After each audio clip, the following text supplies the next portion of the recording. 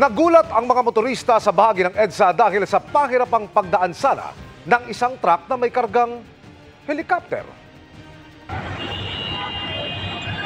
Hindi magkasya yung helicopter sa ilalim na. Sa kuhang ito ng News Cooper madaling araw nitong linggo, makikita ang helicopter na mas mataas sa clearance ng tulay sa EDSA Balintawak. Hindi tuloy makalusot ang truck na may karga nito na papunta sanang EDSA Muñoz. Ilang beses nagmaniobra ang driver pero hindi pa rin nakalusot. Ang epekto, bigat na traffic. Ayon sa News Cooper, umatras na lamang ang trailer truck at humanap ng ibang daan.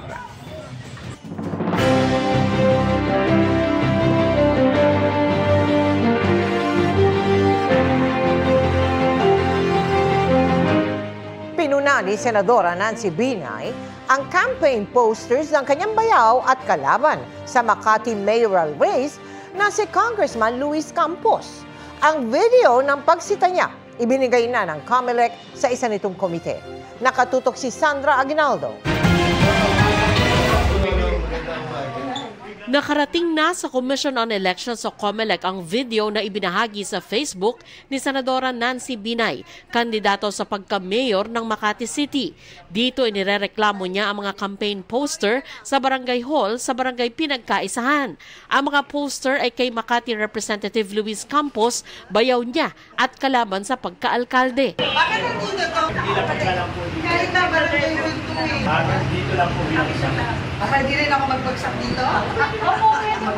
Hindi ko gagawin yun, nagbawal yun eh. Barangay hall. Sagot ni Campos sa isang Facebook post, hindi naman nakakabit sa anumang bahagi ng barangay hall ang mga poster. Nakatupi at nakasalansan daw ito ng maayos sa ibabaw ng mesa para pwedeng kumuha ang mga residente upang ikabit sa kanilang mga bahay. Kaya anya, kailangan pa itong bulat-latin ni Binay. Sa video ni Binay, may babala rin ito sa mga taga-barangay hall. Pasensyahan na tayo kung kailangan may kasuhan kami dahil sa mali. Sorry na lang. Katwiran naman ni Campos, hindi pinagbabawal ng Civil Service Commission ang barangay officials sa pakikibahagi sa partisan political activities at may laya raw ang barangay officials na suportahan ang napupusuan nilang kandidato. Si Campos ay asawa ni Makati Mayor Abby Binay na kapatid ni Senadora Nancy. Sabi naman ni COMELEC Chairman George Erwin Garcia, nirefer na niya ang issue sa COMELEC Committee on Kontrabigay. Sa ngayon, nasa 213 na ang hawak na kaso ng komite. Number one among the complaints is still the misuse of the ayuda, use of posters in state-owned facilities, vehicles, and other properties and equipments. Samantala, naghain na ng petition for disqualification ng COMELEC Task Force SAFE laban kay Misamis Oriental Re-electionist Governor Peter Unabia dahil sa pahayag na dapat magaganda ang nabibigyan ng nursing scholarship. Pinagbasehan din ang pahayag ni Unabia na nag-uugnay umano sa mga Muslim sa karahasan at terorismo. Hiniling ng task force na isuspend ang proklamasyon nito kung manalo sa eleksyon. Sa isang pahayag, kinumpirma ni Unabia ang petisyon pero sinabing mananatili siyang gubernatorial candidate. Para sa GMA Integrated News, Sandra Aguinaldo, nakatutok 24 oras. Tuluyan ang naapula ang sunog sa isang landfill sa Rodriguez, Rizal pero mapanganib pa rin ang usok nitong umabot hanggang Cubao, Quezon City. Delikado pa rin ang kalidad ng hangin para sa ilang residente ng 3 lugar. Alamin kung saan-saan sa pagtutok ni Ian Cruz.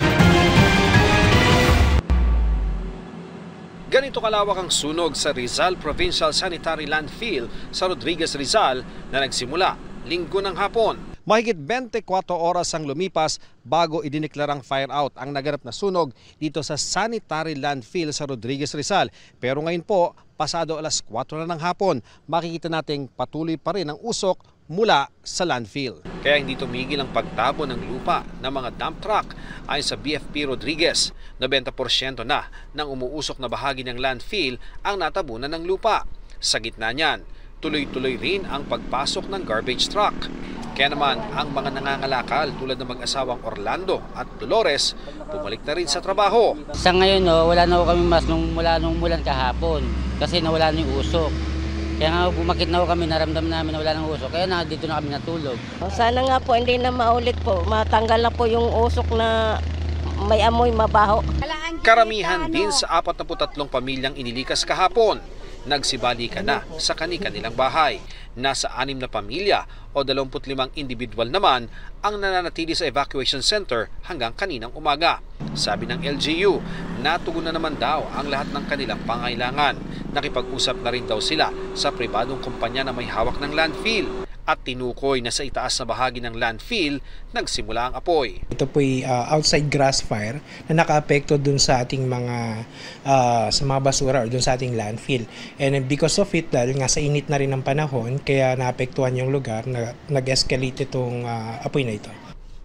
Bunsod ng alinsangan ng panahon at inilalabas na methane gas ng tambak ng basura. Kaya lumawak ang apoy at umabot sa lower portion ng landfill. Meron pa rin tayong risk na magkaroon ng rekindling ng flames. Kaya yun ang iniiwasan natin. Kaya mayat-maya din ay nagtatabon tayo ng lupa doon sa mga umuusok pa ng mga area at nagbubuga pa rin tayo ng tubig.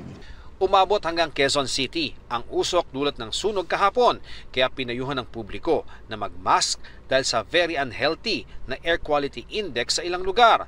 Bagaman mas gumanda ang kalidad ng hangin sa malaking bahagi ng lungsod ngayong araw, 3 lugar pa rin ang naitalang may hanging unhealthy for sensitive groups, kabilang dyan ang Payatas, San Isidro at Cubao. Para sa GMA Integrated News, Ian Cruz, nakatutok 24 oras. Good evening mga kapuso! All smile si Michael Sager sa surprise ng kanyang Sparkle family matapos lumabas sa bahay ni Kuya. Kasama na rin ang recent na kaduong si Emilio Daez na tulad niya ay shocked pa rin sa pagmamahal ng kanilang fans. Makichika kay Aubrey Carampel.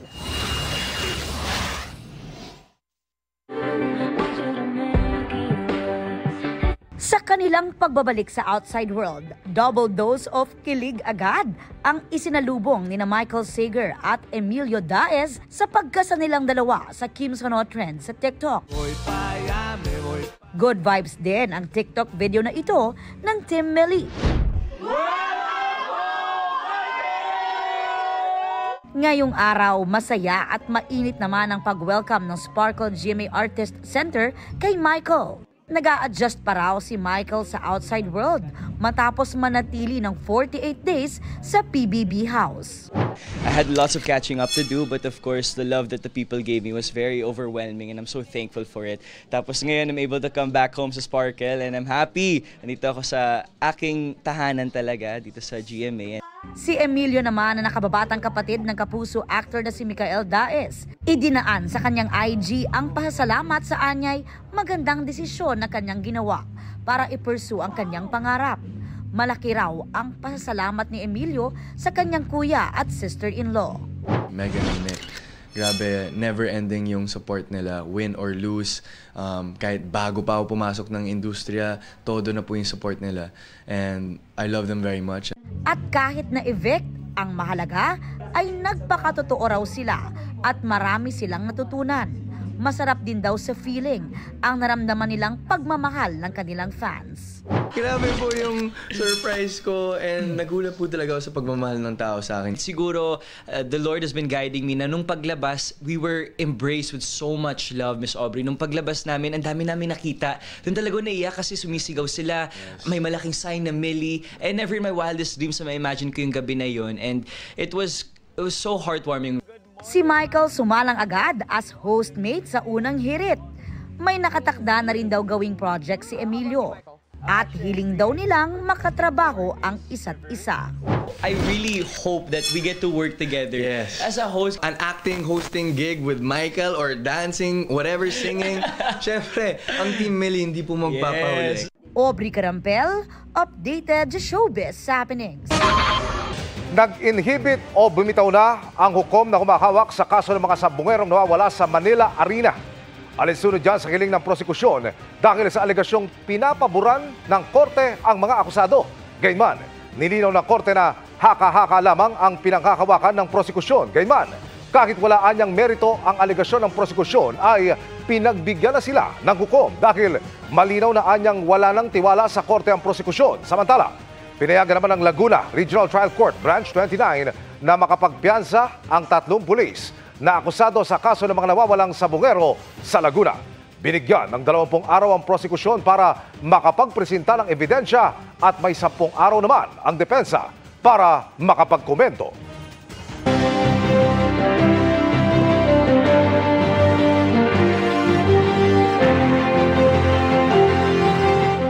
Bahagyang bumaba ang trust at performance ratings ni Pangulong Bongbong Marcos sa pinakahuling survey ng Okta Research.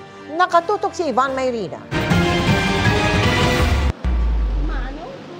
Nasa mayorya pa rin ang nagtitiwala at nasisiyahan sa performance si Pangulong Bongbong Marcos sa pinakahuling tugon ng masa survey ng grupong Okta Research ngayong Abril. Pero mas mababa ito kumpara nung nakaraang survey. Bumaba sa 60% ang trust rating ni Pangulong Bongbong Marcos itong Abril mula sa 65% noong Nobyembre. Bumaba rin sa 59% ang mga nasisiyahan sa pagganap sa tungkulin ni Marcos mula sa 64%. Bagaman bumaba, sinabi ng Pangulo na inspirasyon sa kanya ang survey results. Well, it just validates that what we are doing, that people are beginning to understand what we have been trying to do for the last 2.5, almost 3 years. So it continues to inspire me because it shows that we are making progress, and that's always good to know. Sa 5 pinakamataas sa opisyal ng bansa, tanging si Vice President Sara Duterte lamang ang tumaas ang trust and performance ratings itong Abril. Tumaas sa 58% ang nagsabing nagtitiwala sila sa bise mula sa 49% itong Nobyembre. Pagdating sa performance rating, tumaas sa 56% si Duterte mula sa 48%. Kapwa bumaba naman ang trust rating sina Senate President Francis Escudero sa 55% at House Speaker Martin Romualdez sa 54%. Nasa 5% ang trust rating ni Chief Justice Alexander Gesmundo. Ang mga nagsabing nasisiyan sila sa pagganap sa tungkulin ni Escudero, bumaba sa 53%, habang bumaba rin sa 55% at 5% ang performance ratings ni Romualdez at Gesmundo. Wala nagpakomisyon sa survey na ginawa nitong April 2 hanggang 5 sa 1,200 Filipino adults na respondents. May margin of error ito na plus or minus 3%. Para sa GMA Integrated News, Ivan Mayrina, nakatutok, 24 oras. Mga kapuso, naging makulimlim at maulan sa ilang lugar kanina, gaya ng naranasan sa Metro Manila. Bandang hapon nang bumuhos ang ulan sa ilang lungsod. Ayon sa Pag-asa, dulot yan ng thunderstorms na nangyayari talaga kahit taginip. Ang thunderstorm, posible ring magdulot ng pag-ulan ng hail o maliliit na butil ng yelo gaya ng naranasan sa Lae, Cavite kahapon. Posibleng may pag-ulan din bukas dahil sa patuloy na pag-iral ng easterlies at intertropical convergence zone. Base sa datos ng Metro Weather, may mga pag-ulan sa ilang bahagi ng Luzon pero mas maraming uulanin sa Visayas at halos buong Mindanao. Posible pa rin ang malalakas na ulan na posibleng magpabaha o magdulot ng landslide sa Metro Manila. May tsansa pa rin ng thunderstorms bukas kaya magdala ng payong kung may lakad. Bago ang mga pag-ulan, posibleng umabot muna sa danger level ang init sa ilang lugar. Pinakamataas ang 46 hanggang 47 degrees Celsius hanggang 42 degrees Celsius sa Metro Manila. Samantala, update naman sa low pressure area, sabi ng Pag-asa, panandalian itong lumabas ng para pero posibleng pumasok ulit sa mga susunod na oras. Patuloy pong umantabay sa updates. Bistado ang pakay umano ng isang dating pulis at 2 iba pa sa isang jewelry shop. Nagsuot sila ng uniformeng pampulis para umano magnakaw. Nakatutok si Oscar Oida. Pinacheck sa mga tauhan ng Binondo Police ang sumbong na may kahina-hinalang sakyan daw na paikot-ikot sa lugar. Ang nadatnan nila, mga nakasuot pampulis din, kaya nakipagkumustahan pa muna sila. Pero nagduda na ang mga pulis nang iba-iba na raw ang sinasabi nila at nang mapansin ang mga suot nilang uniforme. Kasi parehas po silang bautista. Bira pong mangyari yon at saka nasa QC PD po sila. May protocols po kasi tayo. Pag ibang unit ka, dapat may coordination ka dito sa Manila Police District. These things prompted our police officers na talagang pagdudahan po sila. Nang i-search, nabawi ang iba't ibang baril, isang granada at mga bala. Base sa inisyal na pagsiyasat, nagbihis pulis daw ang mga ito para di masita sa kanilang tunay na pakay sa lugar. May bibirahin sila na jewelry shop. At saka yung may-ari sa parang kukunin nila. Actually, kompleto na yung casing nila.